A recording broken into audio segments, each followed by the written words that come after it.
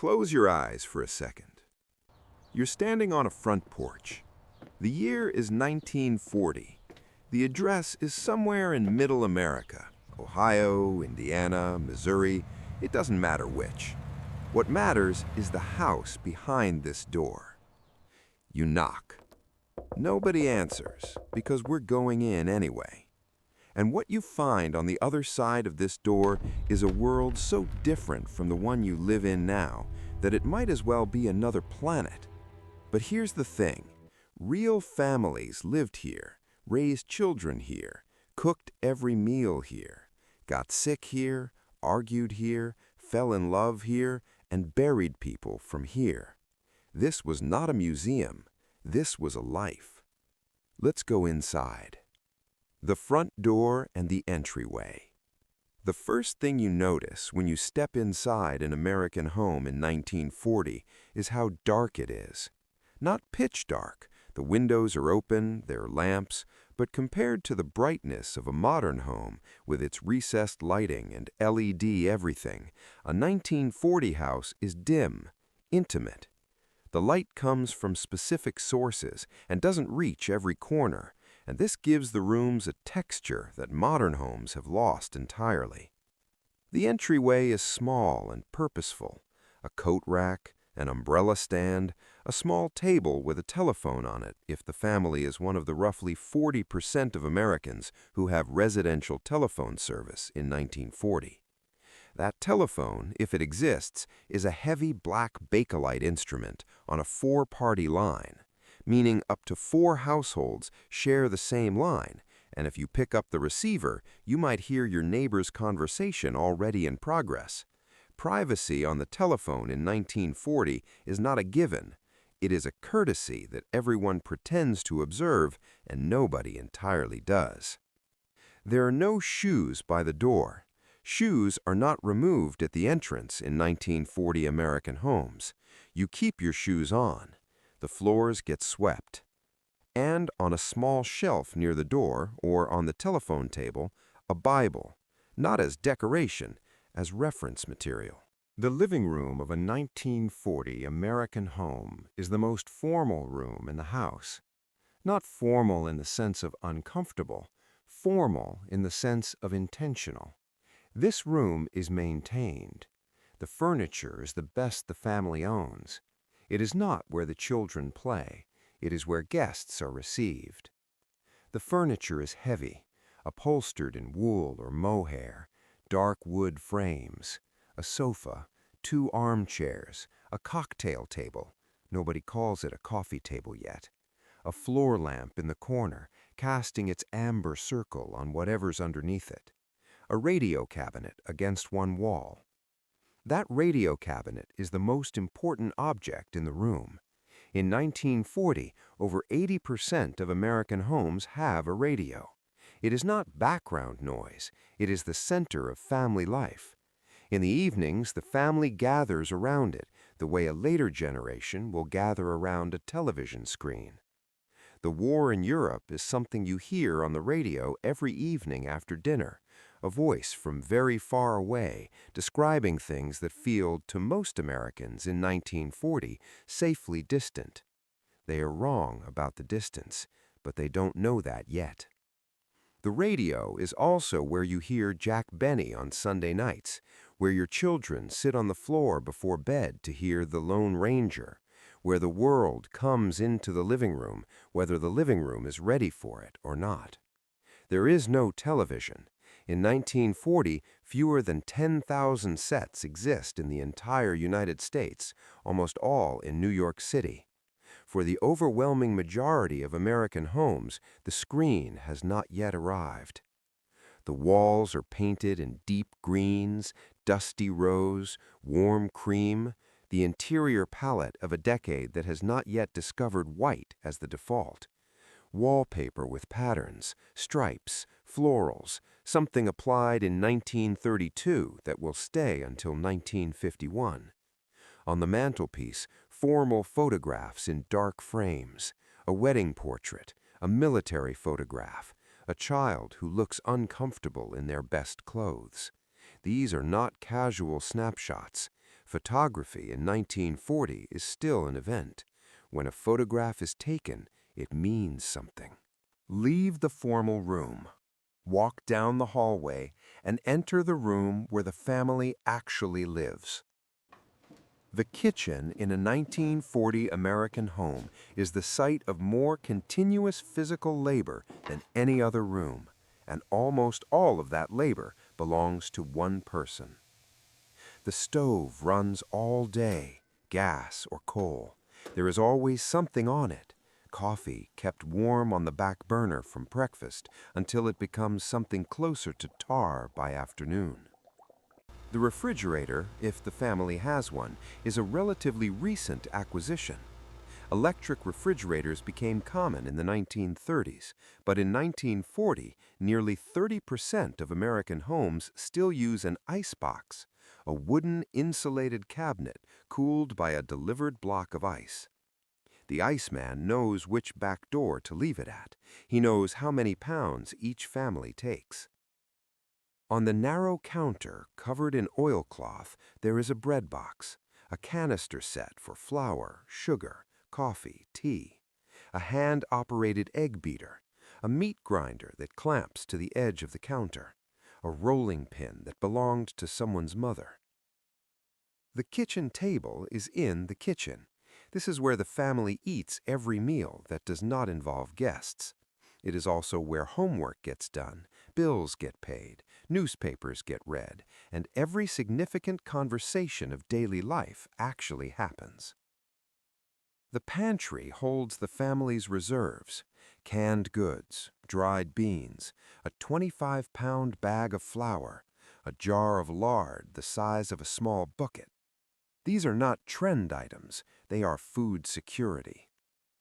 A woman in 1940 who keeps a full pantry is a woman who remembers the Depression, which ended 1 year ago officially, but which will live in her body for the rest of her life, because she learned something that prosperity will make people forget, that the difference between abundance and catastrophe is smaller than anyone wants to believe.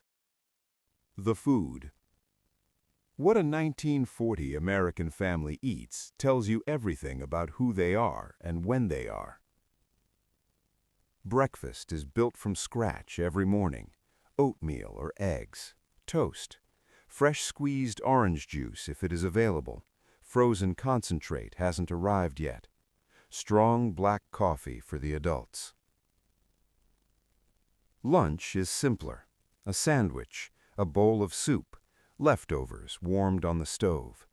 If the husband works nearby, he may come home for lunch. Many do. The geography of work and home has not yet been reorganized by highways and suburbs into the distances that will separate them. Dinner is the event. It is built around protein: a pork chop, a pot roast, chicken that was a living bird yesterday, 2 vegetables, a starch, bread, always bread.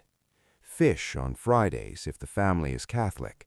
Meatloaf when the budget is tight, which it often is. Everything from scratch. There are no frozen dinners, no delivery, no drive-through. The woman cooking this meal has been in this kitchen since morning, and she will be in this kitchen again tomorrow morning, and this is simply the condition of her life, and she has not yet been offered another one. The food is seasonal. The refrigerator is small. Supply chains do not deliver strawberries from Chile in February. You eat what your region grows when it grows it. In summer, tomatoes and corn and peaches. In winter, roots and dried beans and what is in the jars on the basement shelf.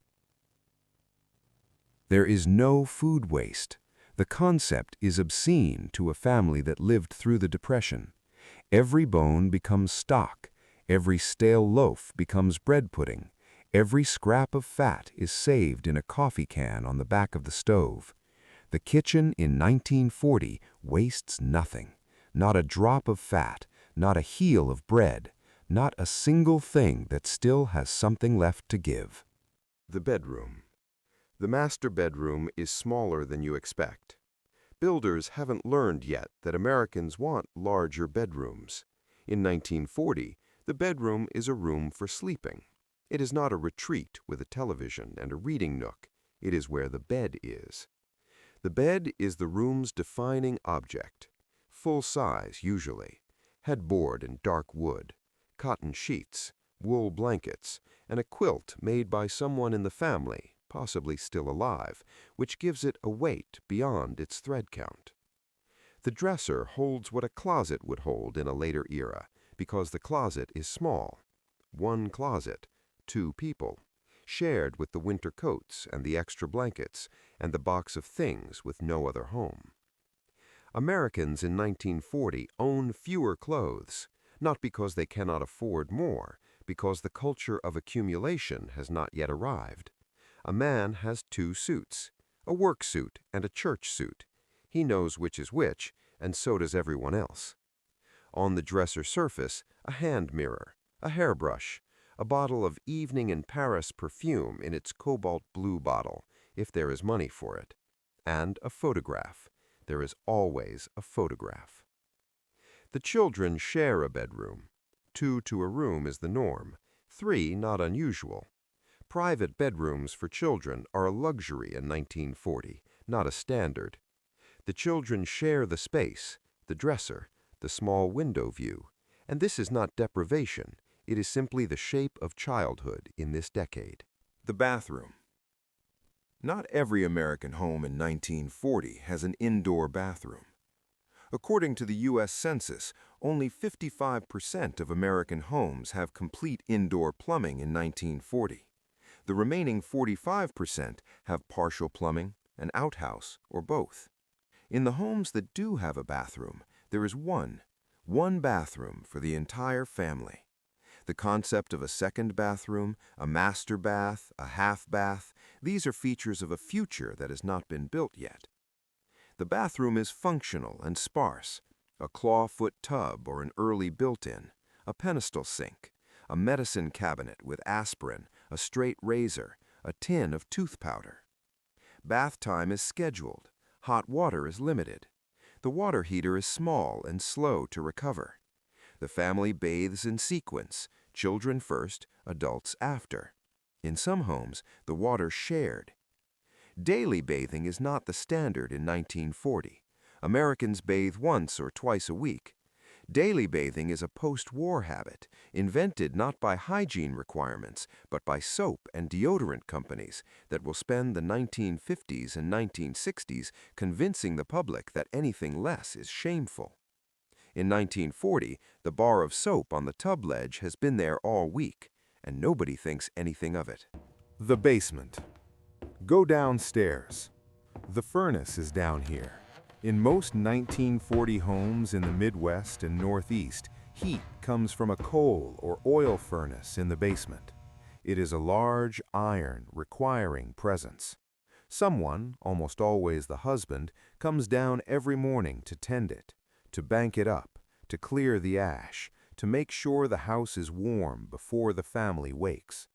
The basement is also where the laundry lives, a wringer washer, electric but operated by hand. Laundry day is Monday. The washing, the wringing, the carrying up the stairs, the hanging on the line, the bringing in, the ironing on Tuesday. This is a full day's work, every week without exception, for as long as the household exists. And along one wall, if this is a family that gardens, and many do, the shelves of glass jars, tomatoes, green beans, corn, peaches, jam. The summer's labor sealed in glass and stored in the cool dark against the winter. The depression in the jars. The knowledge encoded in every sealed lid that the earth gives abundantly in summer and gives nothing in February, and that the difference between those two facts is something you manage yourself with your own hands in your own basement before the cold comes. The rules of the house. The 1940 American home runs on rules. Not posted rules, not a family agreement, just the rules. the ones everyone knows without being told. Whatever you call that, whatever name eventually gets attached to it, it is work, real work, hard work, work that holds a family in its shape and keeps it from dissolving into the cold. Subscribe to Back in Time. Every single week we open a different door into American history. And before you close this tab, drop a comment right now. Tell me where in the world you're watching from. Georgia, Michigan, somewhere in Europe or Asia or Australia where you fell in love with American history and never quite recovered. I want to know you're out there. Back in Time.